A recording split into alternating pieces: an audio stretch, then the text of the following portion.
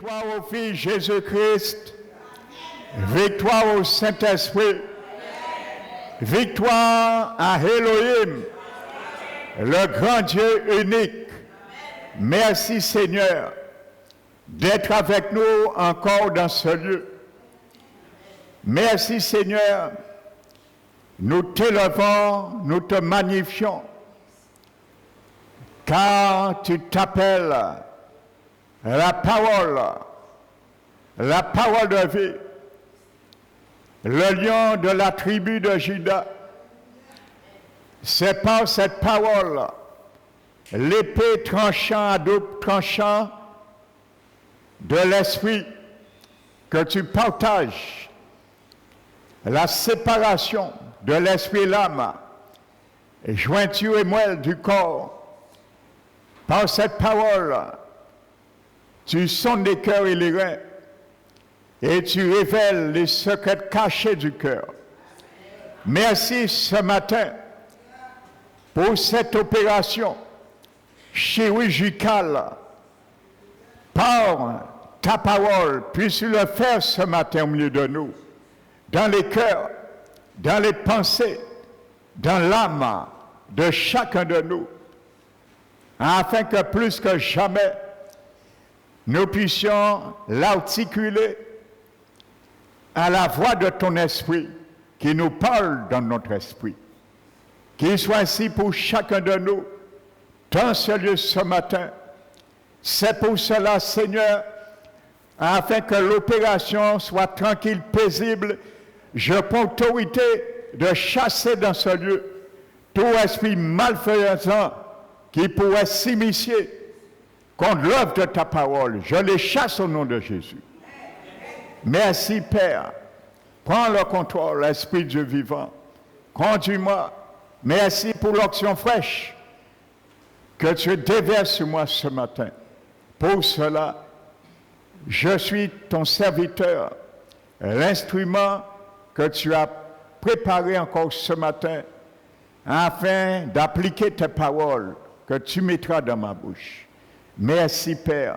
Je t'élève et que ton nom soit élevé au nom de Jésus-Christ.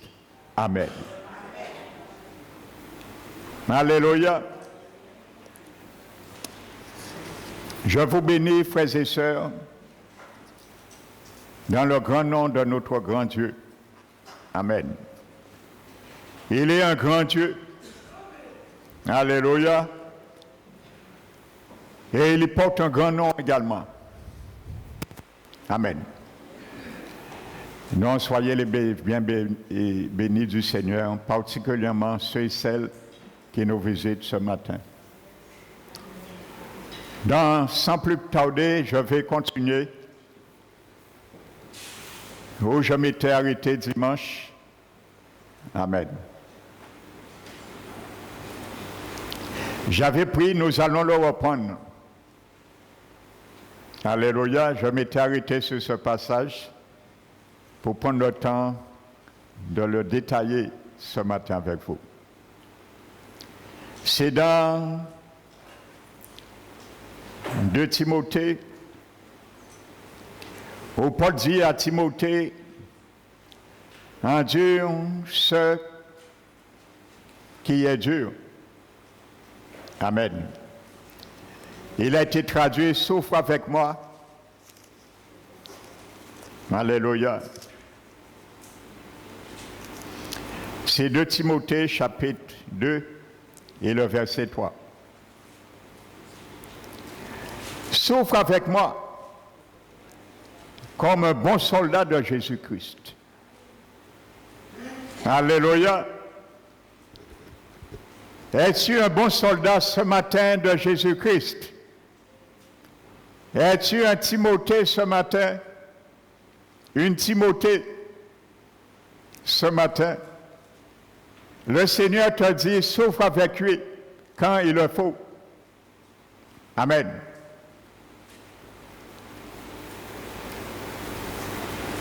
Pour sortir victorieux de l'épreuve, Timothée devait acquérir une mentalité de guerrier. Et toi aussi, mon frère, ma soeur, pour sortir victorieux dans nos épreuves, nous devons acquérir une mentalité de guerrier. Celui ou celle qui dit « quoi que ça me coûte, même à perdre ma vie dans le combat, je fonce ». Alléluia. Lorsqu'il y a un soldat qui s'engage dans l'armée, il prête serment de perdre sa vie pour sa patrie. Alléluia. Est-ce qu'un jour tu as prêté serment pour servir ton Seigneur? Est-ce que j'ai prêté serment un jour pour servir mon Seigneur? Alléluia. Et pourtant nous servons dans sa patrie, son royaume. Jamais dit au pasteur, non, on commence pas encore ce matin. Alléluia. Oui, le Saint-Esprit te répond à ma place. Il t'a dit, oui, ma fille, mon fils, je recommence. Alléluia, car c'est l'Esprit Saint qui nous parle ce matin. Donc, je reprends pour continuer. Littéralement, c'est en Dieu ce qui est Dieu. Littéralement, la version littérale. Ce n'est pas en Dieu ce qui est facile, mais l'Esprit Saint en Dieu ce qui est dur déjà. Ce qui doit être dur, tu dois l'endurer. Et en grec, ces quelques mots nous apprennent beaucoup si nous voulons accomplir l'œuvre du Seigneur. Alléluia. Donc je leur dis, mon frère, ma soeur, si ce matin, nous rencontrons des difficultés, alors que nous obéissons à Dieu dans notre vie personnelle, au sujet de la guérison dans notre couple, à travers nos finances, dans l'Église, à travers nos enfants, quoi que ce soit, alors ce verset nous concerne. Alléluia, je t'encourage. Ce verset nous concerne. Alléluia. Donc, si tu dis tu souffres d'une situation à cause de ton couple, à cause de tes enfants, à cause de ton travail, ce verset te concerne. Ce verset me concerne ce matin. Alléluia. Donc, en Dieu, ce qui est Dieu, dans le grec, c'est un seul mot. Amen. Et ce seul mot, c'est sankakopateo. Alléluia. Mais que ce seul mot en grec, alléluia, comporte trois mots grecs différents. Un seul mot grec. Mais dans ce seul mot grec, il y a trois mots grecs différents. Et chaque mot grec différent qui comporte ce même mot grec a une révélation pour nous, pour Timothée. Si tu es Timothée ce matin, cette révélation est pour toi et moi. Alléluia. Donc ces trois mots sont son, c'est un mot grec à part, bien sûr. Un deuxième mot grec à part, kakos. Et un troisième mot grec à part, pathos. Donc ça fait san, kako, pathéo. Alléluia. En Dieu, ce qui est Dieu. On a traduit souffre avec moi. Alléluia. Donc la traduction en Dieu, ce qui est Dieu, est juste. Mais elle ne comporte pas toutes les nuances du terme grec. Et nous allons voir ces nuances. Alléluia. Donc pour les comprendre, ces nuances, il faut que je te les interprète. Et que la grâce du Seigneur repose sur moi pour cela ce matin. Alléluia. Donc ces trois mots comportent trois idées différentes. Mais le Saint-Esprit a mis ces trois idées différentes dans un seul mot. Donc nous allons voir ces trois idées différentes pour comprendre le seul mot, ce que ça représente pour nous. Alléluia.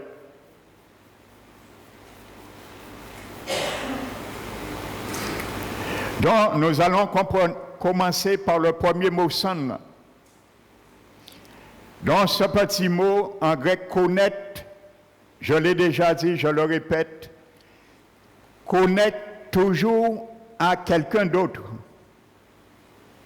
Quand vous voyez ce mot son dans un mot grec, le mot connecte toujours à quelqu'un d'autre. Donc le mot son parle toujours idée de partenariat. Alléluia.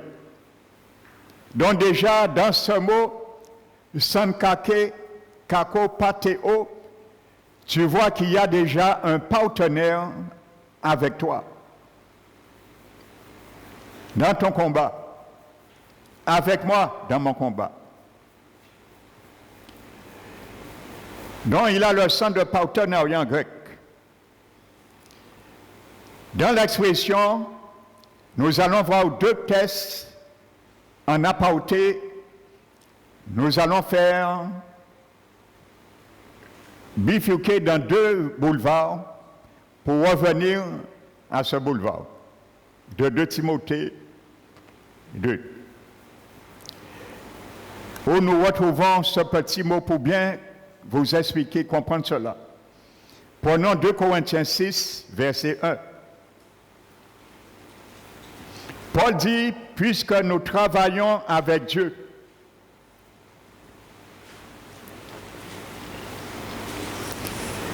tu travailles, mon frère, ma soeur, avec Dieu. Alléluia. Tu n'es pas n'importe qui. Je ne suis pas n'importe qui. Si tu ne sais pas ce que tu es dans le Seigneur, regarde ton voisin à ton côté, dis-lui, tu n'es pas n'importe qui.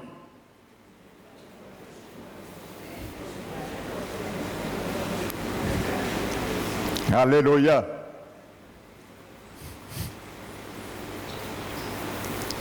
Car tu travailles pas avec ton patron, pas avec le président, mais avec Dieu, qui a placé ton patron, qui a placé le président. Celui qui est au-dessus de toute hiérarchie, tu travailles avec lui, frères et sœurs. Je travaille avec lui. Puisque nous travaillons avec Dieu. Alléluia. Donc dans cette expression, le mot travailler, c'est le mot son, R-G-O, qui est traduit par travailler dans le grec. Nous retrouvons ce précis son. Donc cette expression est dérivée d'un autre mot grec qui est composé de synergéo, dont les mots son et géo accolés l'un à l'autre donnent travailler. Alléluia.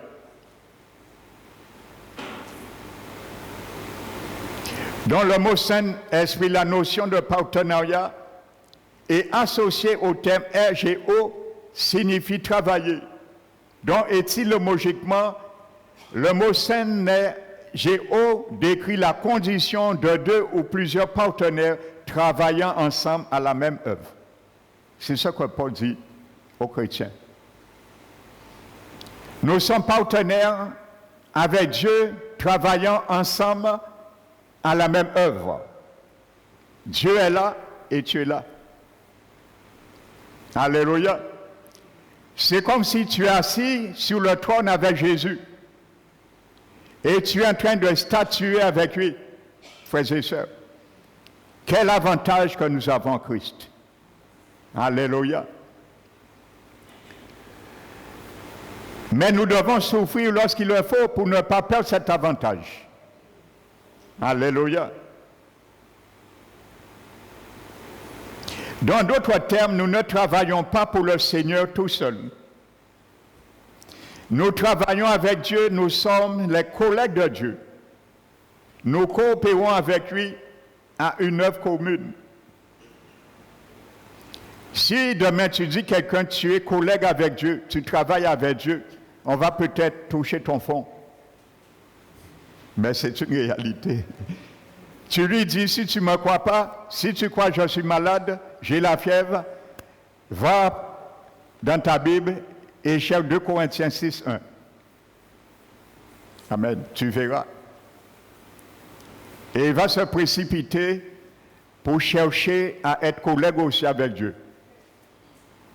Mais tu lui diras, ça ne se fait pas comme ça. Il faut donner ta vie au Seigneur. Parce qu'il faut qu'il soit en toi pour travailler avec toi. Parce qu'il est dans ton esprit. Mais il va travailler avec toi sur ton âme. Alléluia. C'est pour cela qu'il est en nous. Il est collègue avec nous. Nous sommes collègues avec lui. Héritiers avec Dieu, co-héritiers avec Christ. Et nous avons tout pleinement lui pour travailler. Amen. Nous coopérons avec lui à une œuvre commune. Et il ne s'agit pas seulement d'une façon de parler.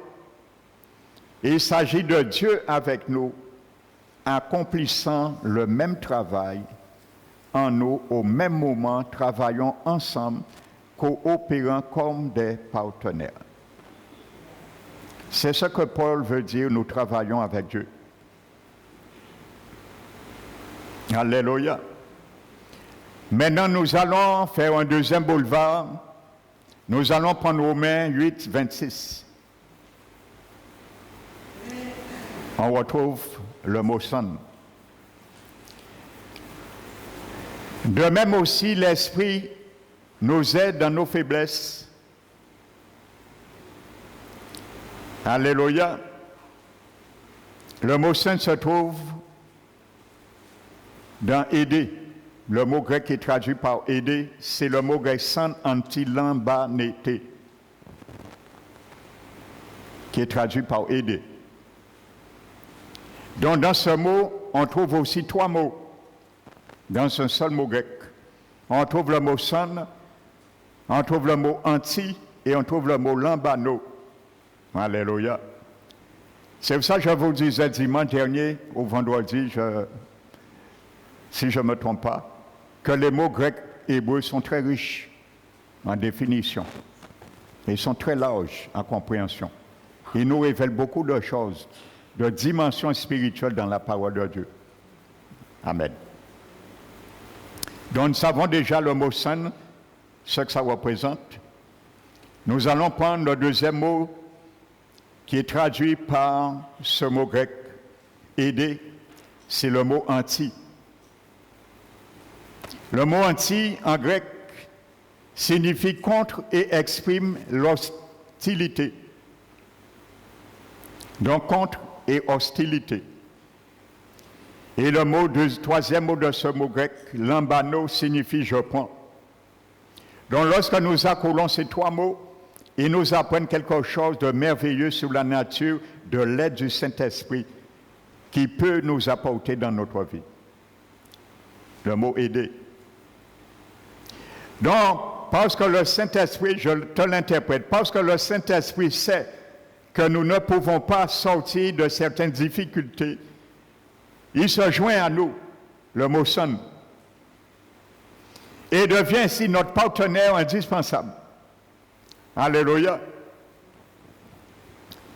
Mais comme le Saint-Esprit déteste l'œuvre de Satan dans notre vie, et il est contre lui, le mot « anti »,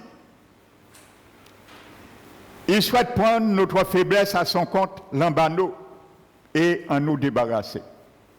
Voici ce que ça veut dire ce mot, san anti-lambanété. Alléluia. Donc quand Paul dit, Romains 8, 26, de même aussi l'Esprit nous aide dans nos faiblesses, Cela signifie de même aussi, l'Esprit devient notre partenaire indispensable, prend position contre nos faiblesses et s'en empare. Alléluia, parce que le mot lambano veut dire je prends. Il prend nos faiblesses, s'en empare contre toute l'hostilité qui nous bloque et l'ennemi de notre âme. Alléluia. Maintenant, revenons au boulevard du départ, de Timothée. En Dieu, ce qui est dur. Donc, nous avons vu, je vous ai bien expliqué pourquoi ça reste le mot saint. Alléluia. On trouve dans ce mot saint aussi, dans le mot alliance. Alliance en grec veut dire teke, et on retrouve ce mot santeke dans le grec, qui veut dire alliance.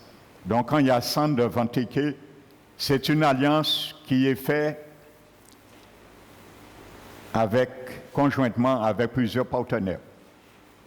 Amen. Donc plusieurs partenaires décident ensemble ce qui doit être mis dans l'alliance, ainsi de suite. Et quand c'est un seul partenaire qui décide dans une alliance, ce n'est pas Santeke, c'est Jateke. C'est une autorité absolue qui décide. Alléluia. Et nous sommes sous cette alliance. Alléluia. Tu n'es pas sur une alliance Santeke. Tu ne décides pas avec Jésus pour l'alliance. Tu n'as pas décidé avec Jésus. Il a décidé seul. C'est l'alliance Jateke. Amen. C'est Jésus qui a tout décidé. Amen. C'est lui qui a décidé que tu sois partenaire avec lui. Et il a t'inscrit dans l'alliance. Alléluia. Il a tout décidé. Comme l'avons vu dimanche dernier, il a tout planifié avant. Il a pris nos mensurations. Il a tout préparé d'avance. Et maintenant, il nous dit de les accomplir. Amen. Lui, il a tout décidé. L'autorité suprême. Et il nous a dit, il n'avait pas notre mot à avoir. Et il a dit, voici ce que moi j'ai décidé pour toi. Maintenant tu l'accomplis. Parce que moi je suis en toi. Et c'est moi qui produis le vouloir et le faire. Nous l'avons vu le mot grec, télos. Alléluia. Et non boulonné. Pour accomplir, les traduire en acte, nos désirs. Amen.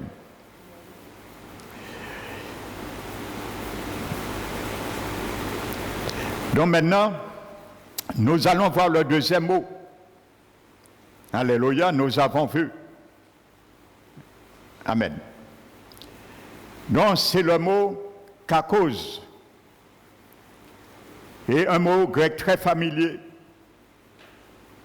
La plupart du temps, ce mot est utilisé dans la parole pour exprimer quelque chose de mauvais, méchant ou odieux. Alléluia. Il est parfois utilisé pour décrire les personnes gravement possédées par des démons. Quand la Bible, le grec emploie ce mot kakos, alléluia, dans le langage familier. On utilisait ce mot kakos parfois pour décrire les personnes gravement possédées par des démons. Donc c'est un mot qui sent mauvais. Alléluia. N'oubliez pas le mot, san kako pa teo. En Dieu ce qui est dur. Donc ce que Timothée vivait ne sentait pas bon.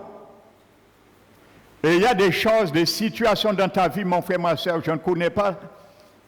Dans ma vie, tu ne connais pas, mais qui ne sont pas bon. Parfois, nous avons envie de tourner le dos dans cette situation parce que ça ne sent pas bon. Nous avons vu dimanche, vendredi, lorsque Marie, sœur de Lazare, sont venus et ils ont supplié Jésus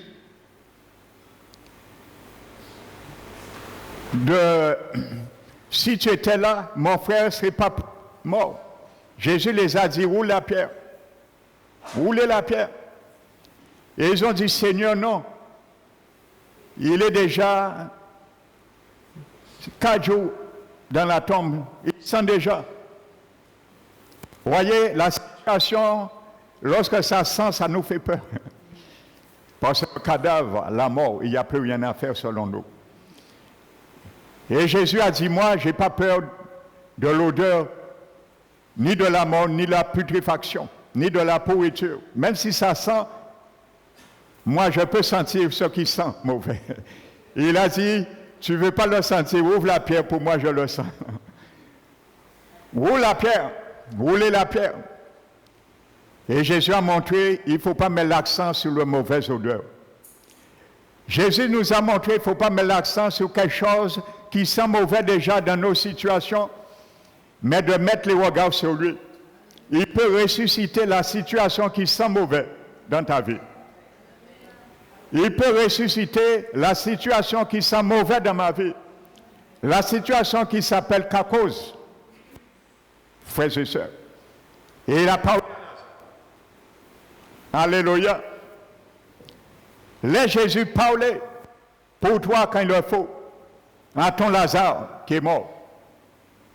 Il parlera et il entendra. Et il sortira ta situation, ma situation dans sa grotte. Alléluia. Si ce travail ne se trouve pas, roule la pierre, Jésus va crier. Travail, sors dans la tombe. Et tu auras le travail. Si tu n'enfantes pas, c'est ton Lazare dans la tombe, roule la pierre. Jésus va crier, enfante aujourd'hui. Et l'enfant germera dans ton sein. Prends toutes les situations que tu veux. Mais il faut que toi, tu fais ta part. Parce que tu es ouvrier avec Dieu. Jésus n'a pas roulé la pierre. Et il a dit, roulez la pierre. Et il a fait sa part. Alléluia. Il a retiré Lazare de la mort. Il a fait sa part. Et il a dit à ses sœurs, faites votre part, déliez-le. Alléluia. Jésus fait sa part, je fais ma part. Roule la pierre, Jésus parle. Jésus ramène à la vie. Il te dit, détache-les. Délie. Alléluia.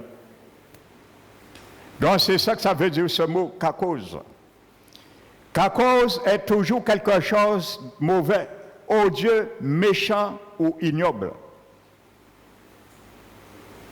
Donc, si nous avions ces deux termes accolés, san et kakose, qu'est-ce que ça aurait donné en grec? Pour les érudits de grec, qu'est-ce que ça aurait donné? Et il y a le troisième mot, nous n'avons pas encore vu.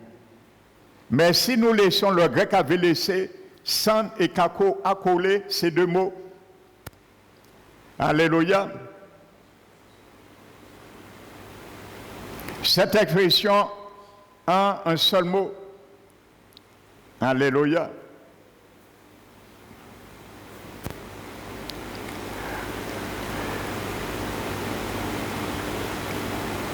Donc, qu'est-ce que ça aurait donné?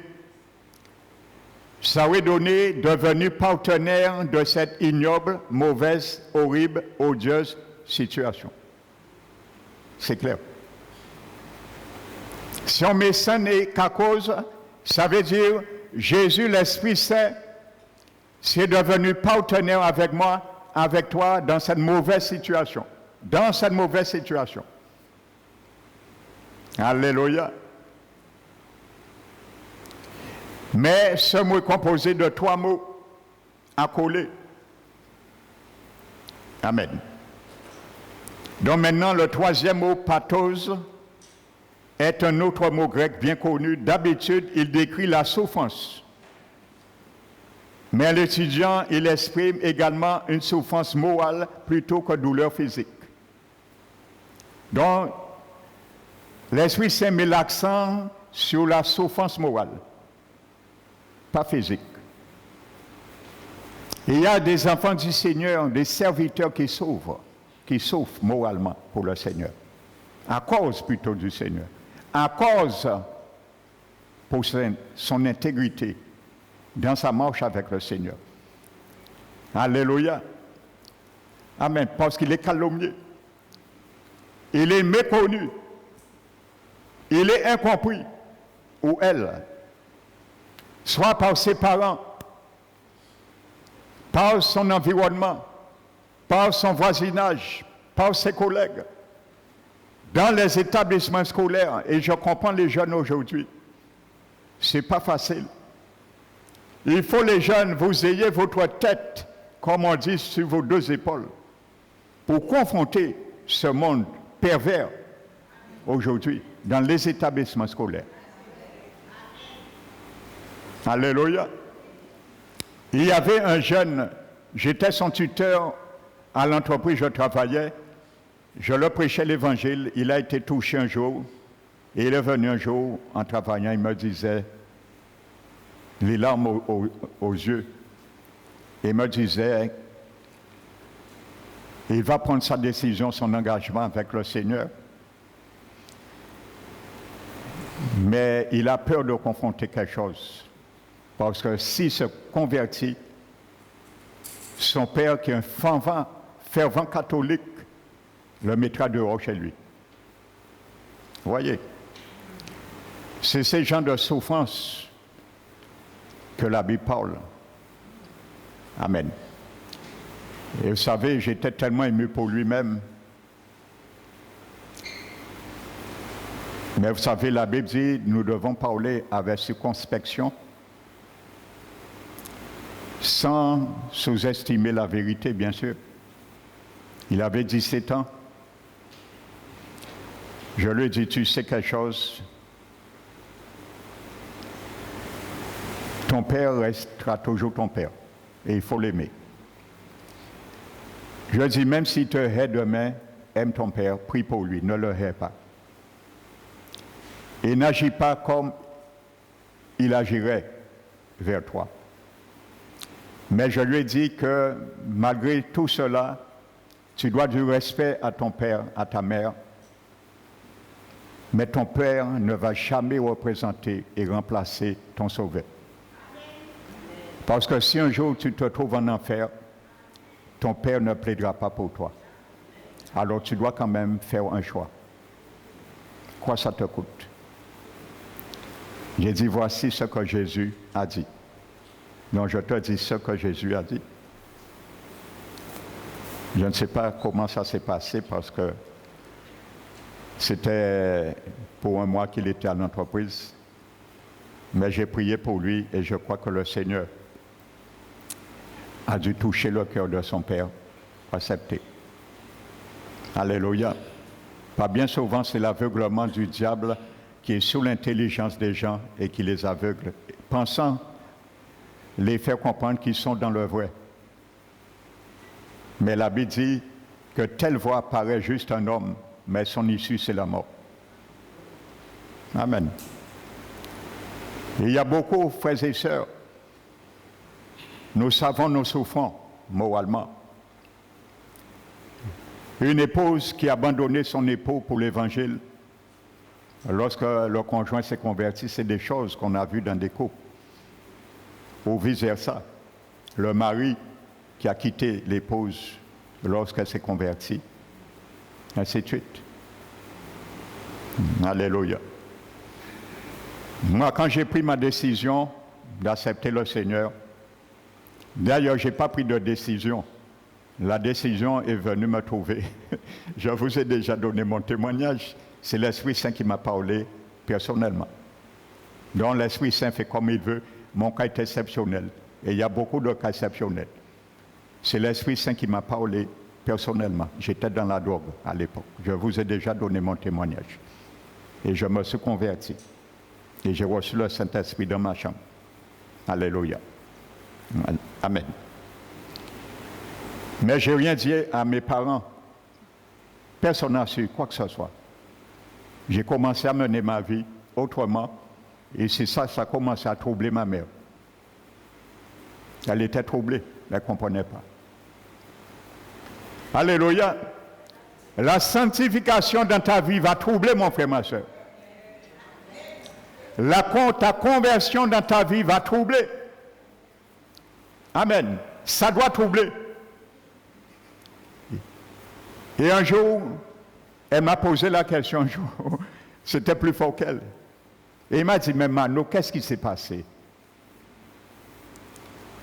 Tous les samedis, tu me laissais prendre sommeil dans le fauteuil devant la télé, m'attendre dormir pour que tu ouvres la porte et aller danser.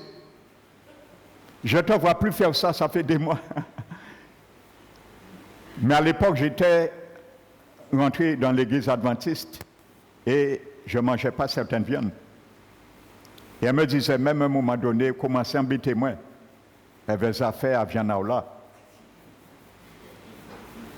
Et ainsi de suite. Mais après, le Seigneur m'a ouvert mes yeux et m'a fait comprendre que c'était pas, l'impureté des viandes n'était pas dans la viande elle-même, mais c'était quelque chose au niveau religieux. Amen. Et ainsi de suite. Donc, ça trouble. Amen. Amen. Donc, pathos veut dire décrire la souffrance morale. C'est la racine du mot. Écoutez bien. Parfois, nous ne voulons pas souffrir pour le Seigneur. Je vais te montrer tout à l'heure, il y a un élément céréal qui se trouve en Canaan, dans le bon pays, que je suis rentré dedans, que tu es rentré, Jésus. N'oubliez pas, c'est là que nous travaillons. Hein. Notre âme travaille et cultive dans notre esprit. Le bon pays, c'est Jésus dans notre esprit. Et notre âme travaille pour les ramener en elle. Il y a un céréal que tu dois travailler à partager et à travailler la mort de Jésus en toi. Alléluia. Et c'est ça qui s'appelle le céréal. Nous allons y venir. Et je vous le dis, je vous prépare, nous nous préparons que Dieu me fasse grâce, je ne sois pas là. Parce que ma prière, je prie et je me garde pour cela. Que quand la trompette sonne, je sois enlevé. Amen. Et je le souhaite pour toi. Ne prenons pas la présomption pour la foi. Soyez frais et soyez sûrs que si aujourd'hui la trompette sonne, que tu pars avec le Seigneur. La présomption n'est pas la foi. Alléluia. Le peuple hébreu est rentré par la foi à travers la mer Rouge. Ils sont rentrés par la foi. Mais Pharaon et les Égyptiens, ils sont rentrés aussi dans la mer Rouge. Mais ce n'est pas par la foi, par présomption. Ils ont été engloutis. Alléluia. Ne te laisse pas engloutir par la présomption. Crois avec une foi ferme. Alléluia. La présomption n'est pas la foi. Alléluia. Garde-nous de ce danger. Il y a beaucoup de chrétiens, j'ai déjà entendu, je discute avec certains fidèles, dans d'autres églises bien sûr, ils ont l'assurance qu'ils sont sauvés. Ils ont l'assurance, si la trompette sonne, ils décollent. Mais moi, je ne les dis pas, non mon frère, ma soeur, je ne crois pas, ça c'est eux. Mais en sachant leur vie qu'ils mènent, je crois que si la trompette sonne aujourd'hui, qu'ils vont rester. Ça, c'est la présomption. La présomption nous garde dans une condition charnelle en nous faisant comprendre que nous sommes spirituels. Et c'est quand la trompette sonnera, le Seigneur fera le tri. Et il verra qui c'est qui l'appartient et qui ne lui appartient pas. Il fera entre celui qui est méchant et celui qui est juste. Alors préparons-nous. Alléluia. Et il y a un chrétien qui m'a posé un jour, est-ce que j'ai l'assurance que je suis sauvé? Je lui ai dit oui. J'ai l'assurance que si je meurs aujourd'hui, j'irai tout de suite à la présence de Dieu. Il m'a dit, ah mais comment? Il m'a dit, je suis prétentieux. J'ai dit, si tu ne sais pas que tu es sauvé, c'est que tu n'es pas sauvé. Parce que Paul avait l'assurance qu'il est sauvé. Alléluia. Je le dis, la Bible dit dans Jean 24, Jean 5, verset 24, que celui qui croit en moi, alléluia, il ne vient point en jugement, mais il est passé de la mort à la vie. Alléluia. Il est passé de la mort à la vie. Donc j'ai l'assurance, Paul a dit, j'ai l'assurance que ni la mort, ni la vie, ni les siècles à venir présents, ni les anges, aucune créature, ni les hauteurs, les profondeurs ne peut me séparer. Paul n'a pas parlé pour l'Église. Il n'a pas parlé à la place pour son frère et sa sœur. Ne peut me séparer. Alléluia. Nous séparer de l'amour de Dieu manifesté en Jésus-Christ. Il faut que nous ayons cette assurance. Comment tu peux avoir cette assurance? Comment je peux l'avoir? Ta conscience. Alléluia. Paul a dit que ma conscience me rend témoignage par le Saint-Esprit. Vous voyez encore, l'Esprit Saint vit bien dans l'esprit humain. Parce que la conscience est une fonction qui n'appartient ni à l'âme ni au corps, mais à l'esprit humain.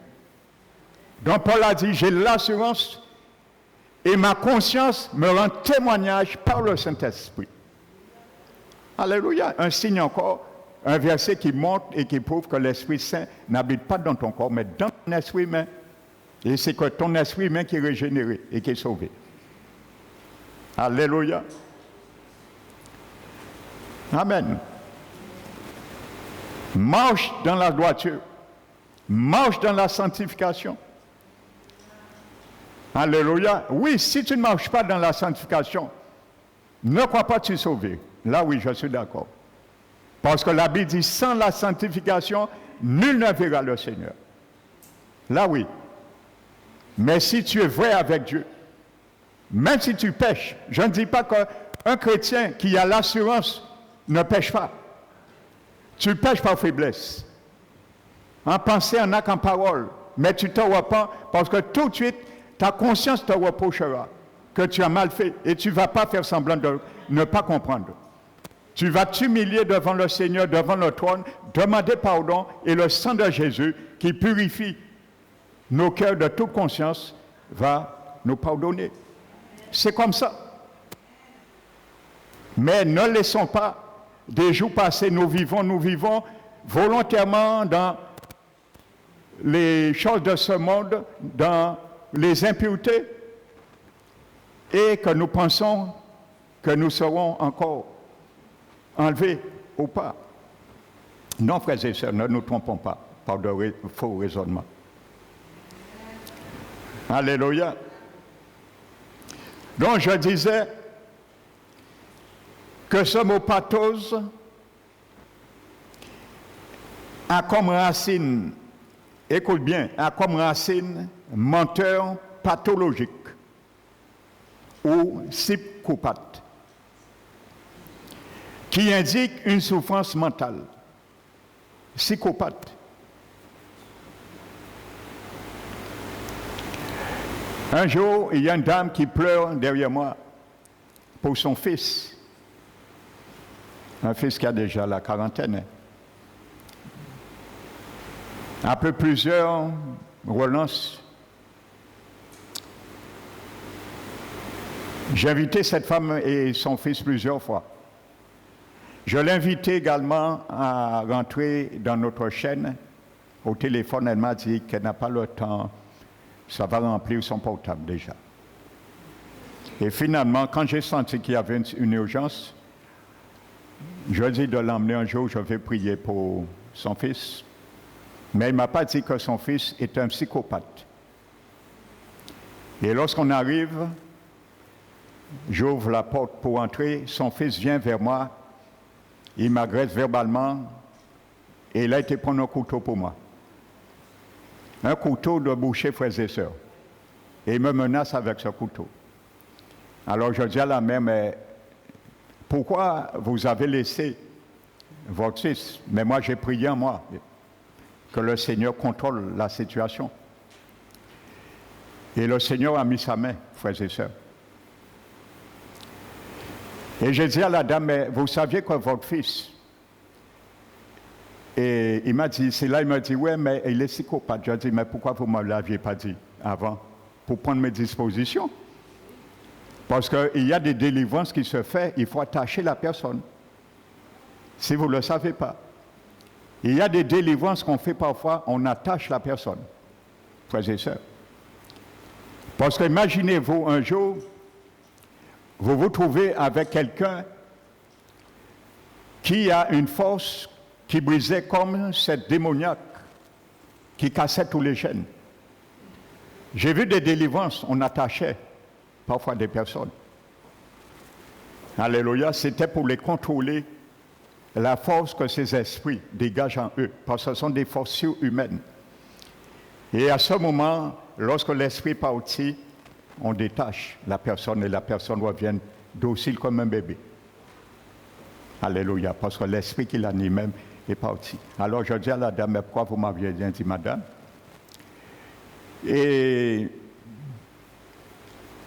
alors je lui ai dit que je parlais avec le fils, comme il ne voulait rien entendre, alors j'ai dit à la dame, nous allons reporter ça. Et je suis parti. Amen, je ne me suis pas prononcé. Alléluia. Donc il indique une souffrance mentale. Donc maintenant, quel rapport il y avait entre Timothée, un bon soldat, et sa souffrance mentale? Alléluia. Ça s'appliquait à la situation de Timothée. Il y a des situations qui vont s'appliquer dans la vie de beaucoup de chrétiens qui ne vont pas décoller.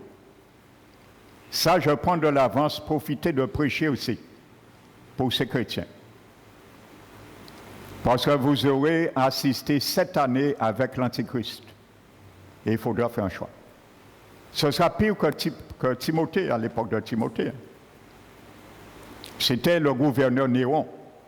Et c'est le gouverneur Néron qui stressait Timothée, qui lui rendait ce stress de déserter. Timothée était sur le point de déserter l'Église et le ministère. J'ai connu des serviteurs qui ont déserté le ministère à cause de ce qu'ils souffraient. Amen. Soit à cause de leur épouse qui n'était pas d'accord, ils avaient un choix à faire. Soit l'épouse divorce, ou soit ils abandonnent le ministère. Ils ont préféré abandonner le ministère. Frères et sœurs, est-ce que c'est un bon choix, un mauvais choix? Le Seigneur fera l'arbitrage. Je ne ferai pas l'arbitrage. Il y a des circonstances dans nos vies, nous devons et nous devrions confronter. Il y aura un choix à faire, frères et sœurs. Alléluia. L'Antichrist prendra ton enfant et il te dira, monsieur, madame, jusqu'à maintenant, vous résistez, vous vous pliez pas, vous fléchissez pas les genoux devant la prise de cette marque. Alors nous allons vous faire plier. On va prendre ton enfant qui a 1 an, peut-être, et on va le mettre devant un puits d'huile chaude bouillie à 3000 degrés. Et on va dire, on vous donne 5 minutes à réfléchir. Si vous ne capitulez pas, votre enfant sera jeté brûlé. Je sais, je suis père, je suis papy. Je sais, il y a beaucoup qui vont accepter la marque à cause de la souffrance qu'ils vont voir, ne pas se voir supporter de voir leur enfant subir ça. Ils vont céder. Mais il n'y aura pas après dire, Seigneur, tu as compris, tu savais, c'est fini. Tu ne peux plus revenir en arrière. Dès que tu vas prendre la marque, si, tu ne peux plus te repentir. C'est fini. Même si la seconde suivante, tu demandes pardon à Dieu, c'est fini. Plus de pardon. Donc, il y aura des circonstances que tu devras confronter. Si tu ne veux pas confronter aujourd'hui ton frère et ta soeur qui marchent sur ton pied pour le pardonner, je me demande comment tu vas pendant cette année, frères et sœurs. C'est le moment de se préparer. Alléluia. Amen. Et il y aura encore pire. Si on commence à t'attacher tes deux mains et on prend une cisaille, on commence à couper le premier pouce. C'est ça qui se fera avec l'Antichrist. Parce que c'était un homme, ce sera le diable incarné à travers cet homme. Et Satan sait qu'il lui restera que 7 ans. Ce sera fini pour lui après. Sa religion sera mondiale. Mondiale. Il ne va pas accepter d'autres religions.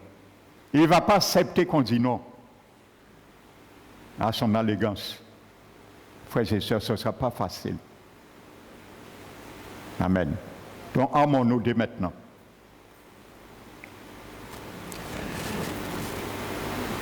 Donc, Timothée, je ne vais pas m'étendre trop. Et c'est pour ça que dans 2 Timothée 1,7, Paul lui dit, ce n'est pas un esprit de timidité craintif. Dans le grec que Dieu t'a donné, Timothée. Mais un esprit de force, d'amour et de sagesse. Ou un esprit affermi. Le mot sagesse en grec, un esprit affermi.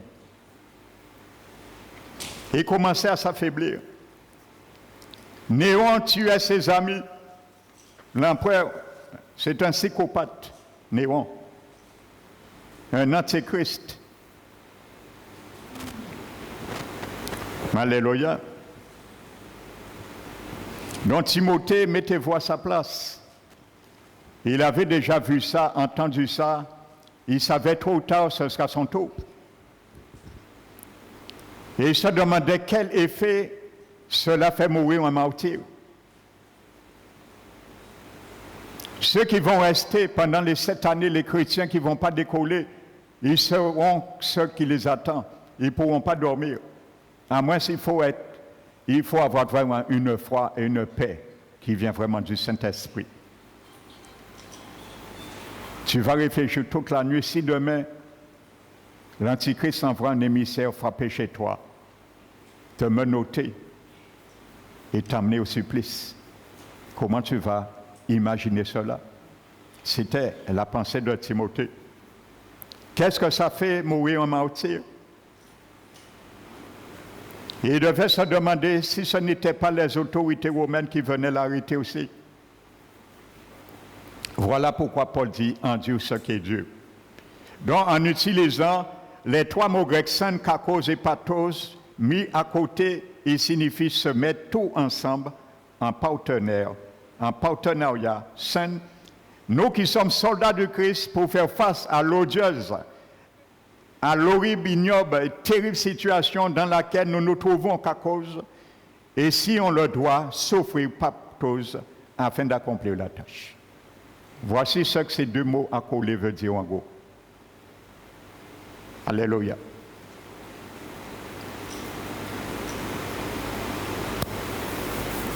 La situation était grave. Amen.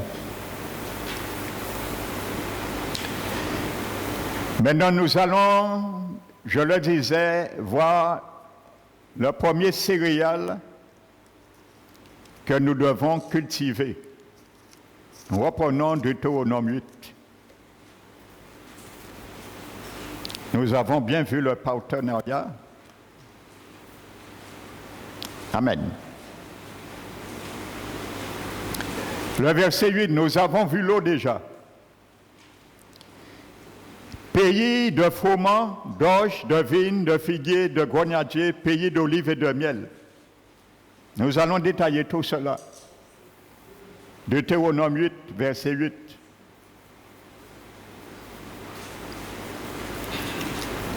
Maintenant, nous allons trouver dans la Bible où nous allons, qui nous révèle la signification du froment. Froment et blé, c'est la même chose. Hein? Amen. Prenons Jean 12, verset 24.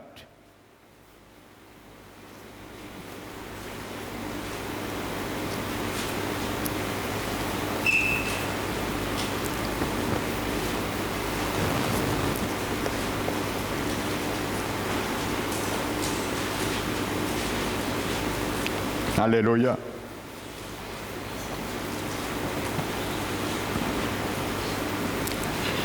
Jean 12, verset 24. Le Seigneur lui-même dit, en vérité, je vous le dis, si le grain de blé qui est tombé en terre ne meurt, il reste seul. Mais s'il meurt, il porte beaucoup de fruits. Alléluia. Donc, le grain de blé, le froment, c'est Jésus. Donc, tu dois cultiver, je dois cultiver tout ce qui implique la mort du Christ dans ma vie, dans ta vie. C'est un céréal du bon pays. Alléluia, là, j'avoue, je traite de Deutéronome 8 spirituellement avec toi, parce qu'il n'y a pas d'idée dans la Bible anodin. Alléluia.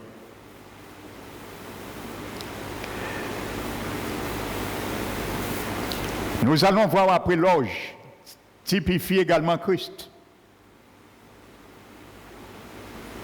Mais ce n'est pas le grain qui meurt, mais c'est le grain qui ressuscite. Alléluia.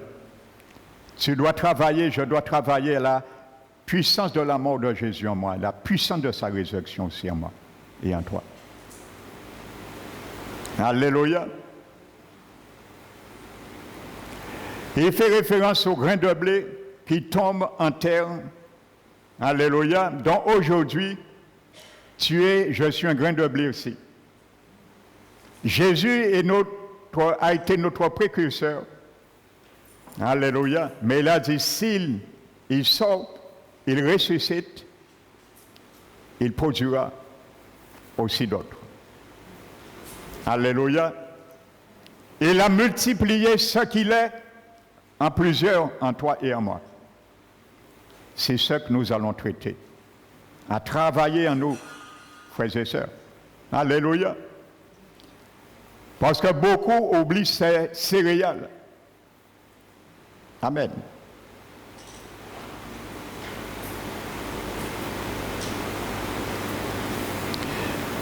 Philippiens chapitre 3.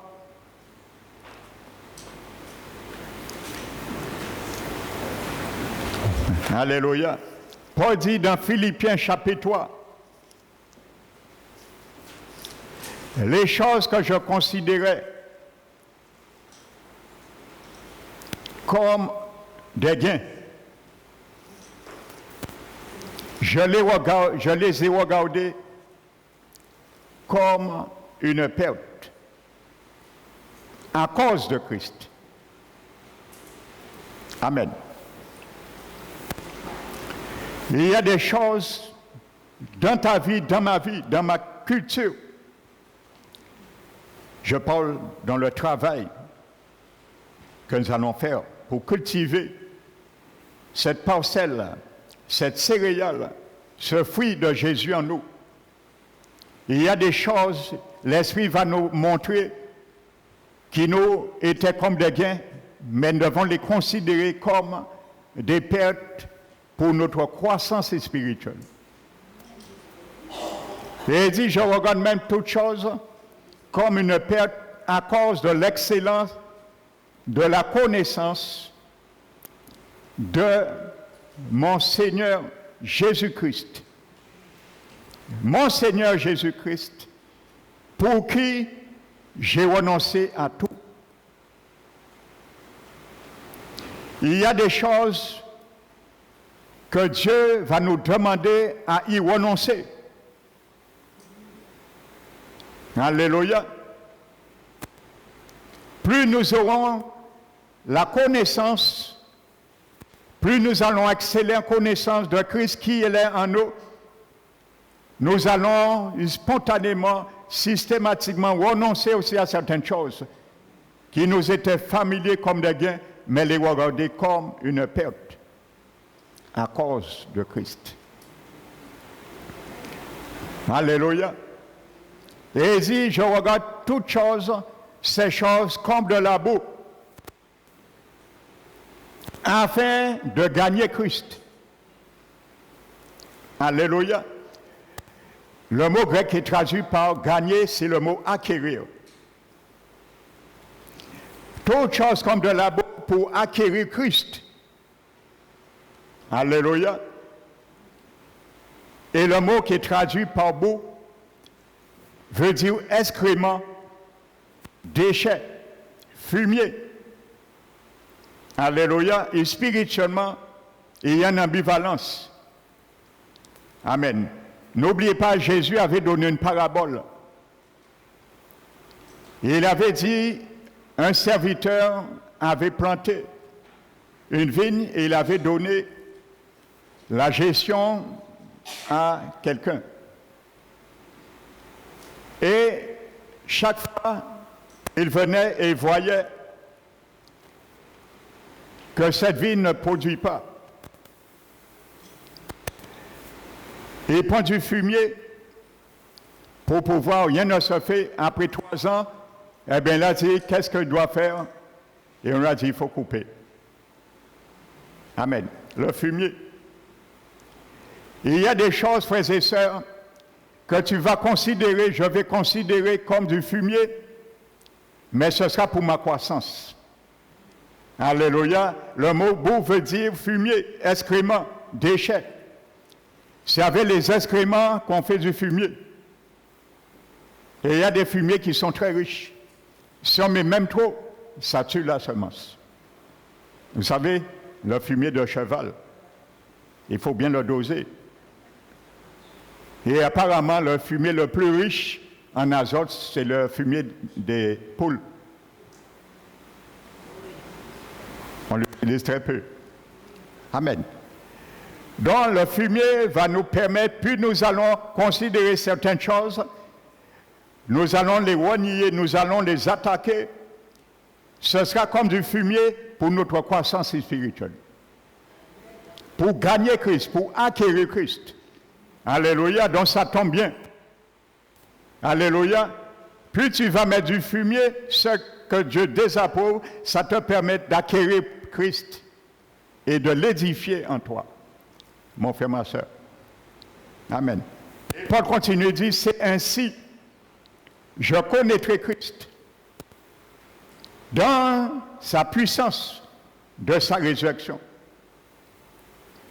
dans la communion de ses souffrances. Amen. Alléluia.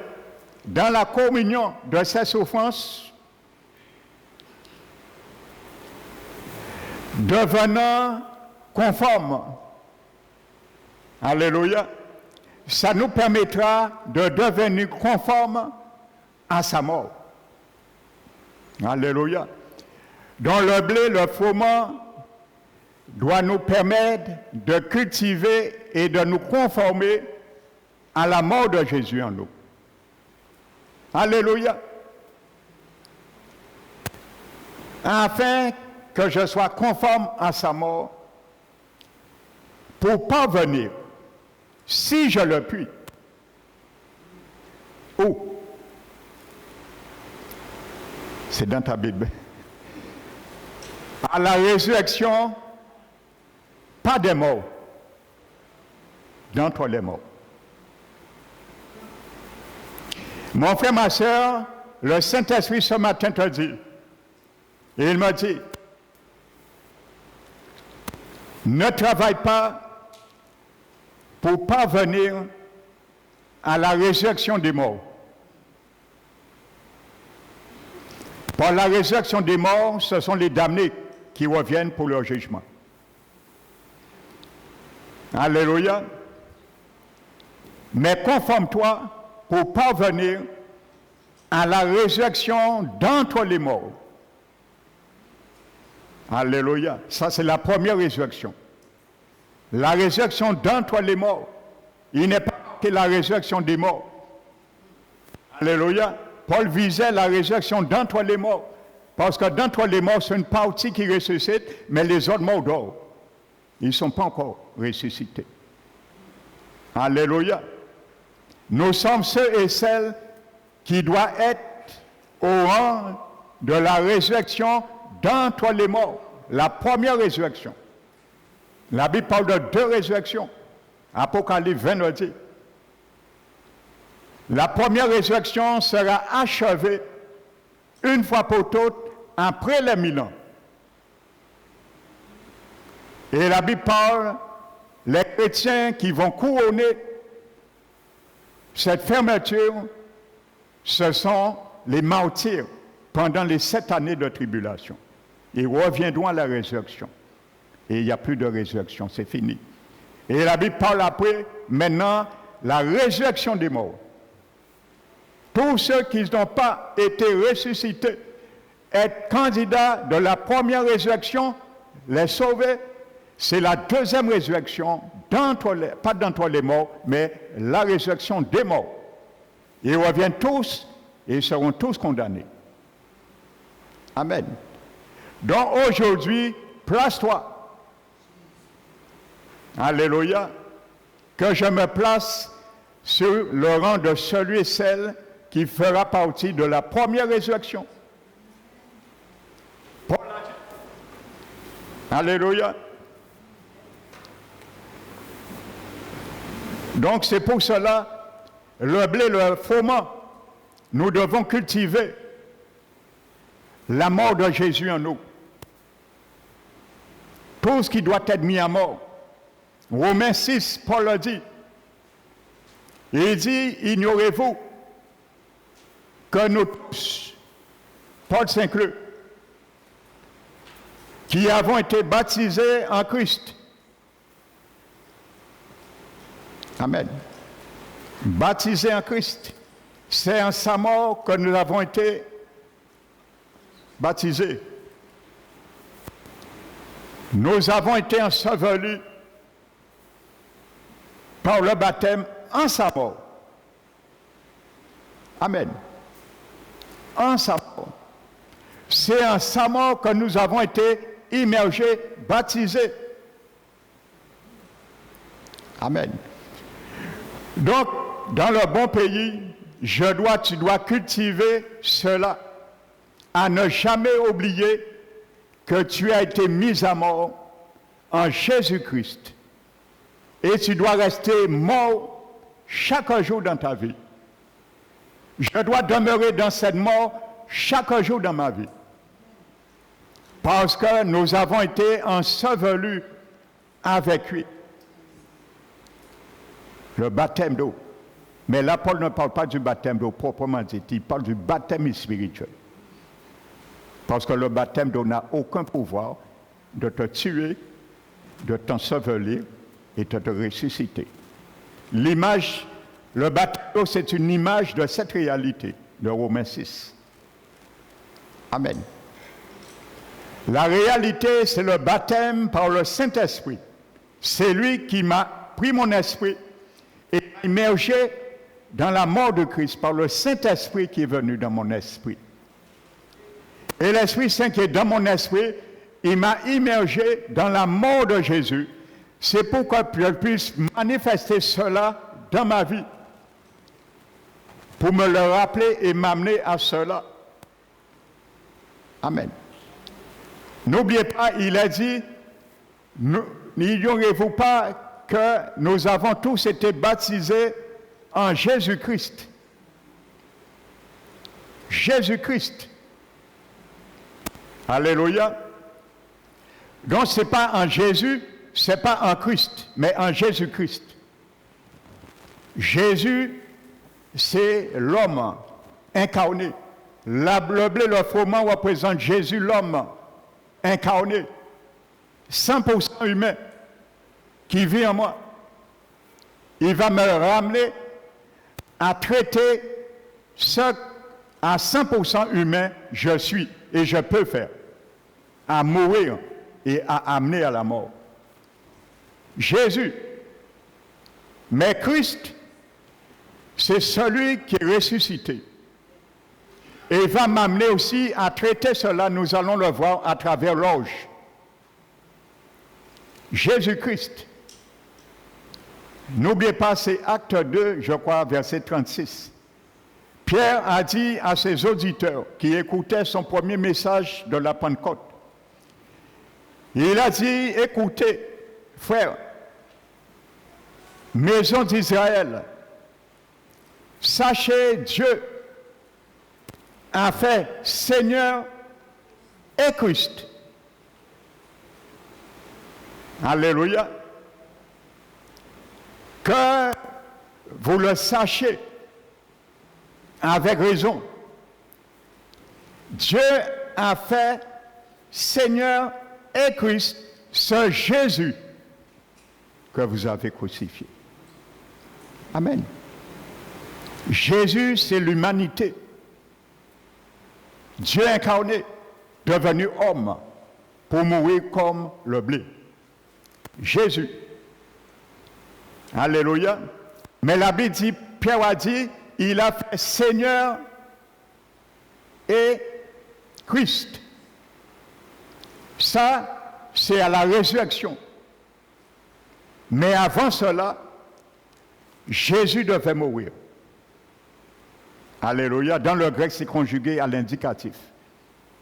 C'est à la résurrection que Jésus est devenu manifestement Seigneur et le Messie, le Roi, le Christ. Il était annoncé. Mais tant qu'il n'était pas mort et ressuscité, il n'était pas reconnu officiellement comme le Messie. C'est à la résurrection que le Seigneur l'a déclaré Seigneur et Christ. Jésus que vous avez crucifié. Donc quand tu te baptises, tu t'engages à mourir, à être immergé avec Jésus, en mourant comme lui et en Christ, en ressuscitant comme lui. Parce que Paul continue dans Romains 6, il dit de même que Christ est ressuscité par la puissance de la gloire de Dieu, nous aussi, nous vivrons en nouveauté de vie. Alléluia. Donc nous ressuscitons pour vivre en nouveauté de vie. Alléluia. Sachant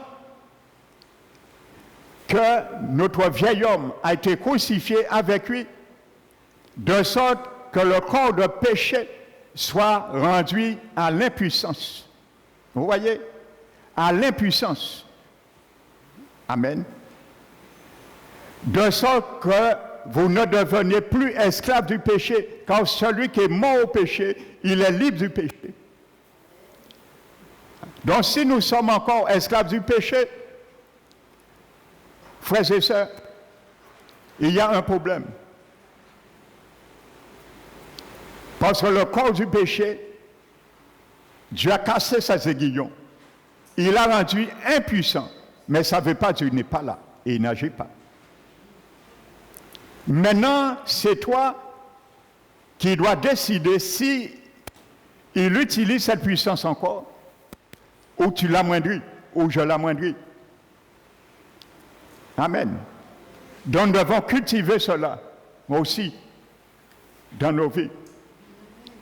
Et Paul a dit aussi, étant devenu une même plante, en conformité de sa mort. Vous voyez? Donc quand la Bible dit, le céréal, le blé, le froment, nous devons cultiver dans ce bon pays, doit me conformer, démontrer dans ma vie, je me conforme à la mort de Jésus. Amen.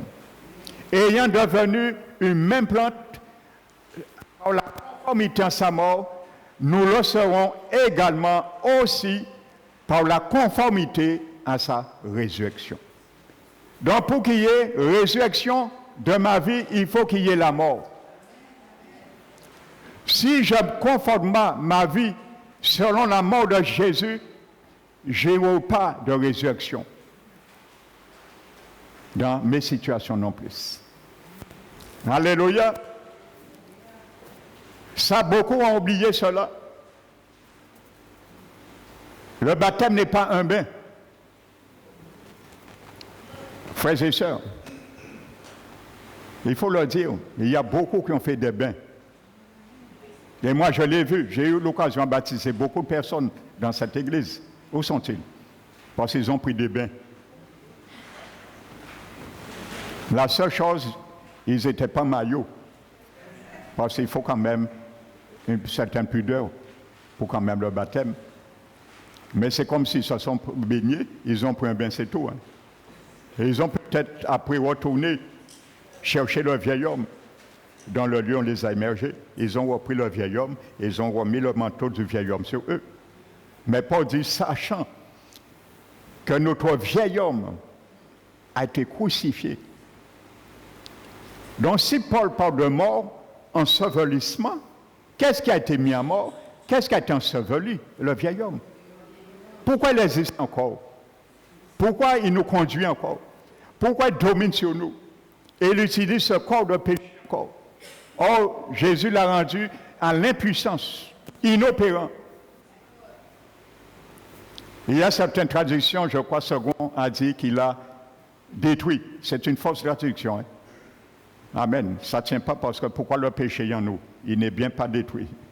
C'est une fausse traduction. Il y a des traductions qui disent que le corps du péché soit détruit. Non.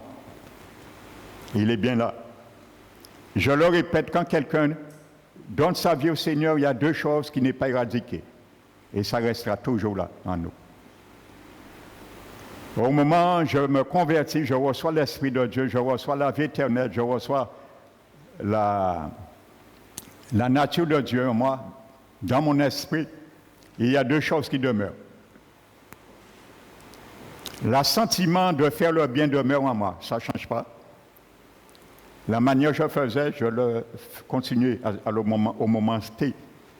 Et la propension de péché n'a pas changé non plus. C'est à la longue, on doit voir ce changement. Amen. Mais pour ce changement, tout qui est mis pour que je puisse changer est stocké. C'est dans mon esprit. Je dois faire référence à eux pour les ramener dans mon âme. Parce que c'est mon âme que je dois traiter maintenant. Je ne dois pas traiter mon esprit. L'Esprit Saint a déjà traité avec mon esprit. Moi, je dois traiter, mon âme doit traiter avec mon esprit. Amen. Parce que c'est mon âme qui me dirigeait avant. Et il disait à mon corps de faire n'importe quoi. Et mon corps obéissait à un serviteur. Mais maintenant, mon âme doit être renouvelée. Mais pour le renouvellement, il faut qu'il y ait un changement de pensée. Paul le dit. Soyez transformés dans le renouvellement de l'intelligence. Il y a une transformation qui se fait, mais progressivement, tous les jours de ma vie. C'est ça la conversion, frères et sœurs. Mais comment ça se fait? Je prends les informations dans mon esprit. C'est la tour de contrôle. Et je prends mon âme maintenant,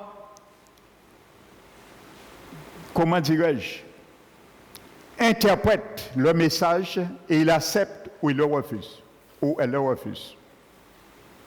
Donc, je l'accepte, j'aurai les bienfaits. Je le refuse, je continue encore dans mes malheurs. C'est ça la vie chrétienne. Ça, c'est tous les jours de notre vie, frères et sœurs. Amen. Je vais m'arrêter ce matin. Et Paul va prendre un exemple sur Jésus-Christ. Encore. Pour bien montrer que nous devons bien cultiver à travers cela le blé, le froment, la mort de Jésus. Il va dire à Timothée, souviens-toi de Jésus, issu de la postérité de David. Pour dire à Timothée, Timothée, retire dans ta tête, Jésus était comme toi. Il était homme à 100%. Et s'il a vaincu, ce n'était pas parce qu'il était Dieu, mais il était de la postérité de David. À 100% homme, il a mis sa prérogation divine de côté. Il pouvait l'utiliser, mais il n'a pas fait. Sans quoi il ne serait pas mort. Il n'a pas souffert. Mais il l'a mis de côté et il est devenu à 100% comme un vrai homme. Donc tu peux le faire parce qu'il t'a donné les âmes pour cela. Nous allons le voir dimanche prochain. Que le nom du Seigneur soit béni. Frères et sœurs, arme-toi. Les choses, les jours deviennent sombres pour l'Église du Christ. Je vous le dis, frères et sœurs. Alléluia. Il y a des choses, j'évite de vous dire pour ne pas vous troubler. Frères et sœurs, mais les jours sont mauvais. L'Antichrist est déjà là. Je pense que vous le savez quand même si ce n'est pas encore affiché. Mais il est déjà là. Il pose déjà des jalons. Il y a des choses qui se font dans les coulisses. Mais il y a des choses, je ne vous dis pas, pour ne pas vous affoler. Pour ne pas vous faire reprendre votre manteau par la peur, mais par la parole de Dieu. Ce que Dieu nous demande. Alléluia. Donc que le nom du Seigneur soit béni. Le moment est venu que les serviteurs de Dieu doivent trancher et doivent parler ouvertement aux brebis du Seigneur. Ne rien cacher. Frères et sœurs. Parce que plus les jours avancent, plus le sang des serviteurs est proche aussi à être demandé par le Seigneur. Alors ce n'est pas le moment de cacher la vérité aux brebis du Seigneur. Il faut leur dire ce qui doit être dit pour les préparer, frères et sœurs. Même si nous ratons, certains ratés volent là, mais nous gagnons quand même salut-là, au détriment de perdre notre vie. Mais ça vaut mieux pour l'éternité. Mais qu'il soit pincé pour toi, ma prière, que chacun de vous ici, que vous partiez, nous partions ensemble. C'est ma prière pour nous. Alléluia, que Dieu soit loué et glorifié. Nous allons bénir notre Seigneur.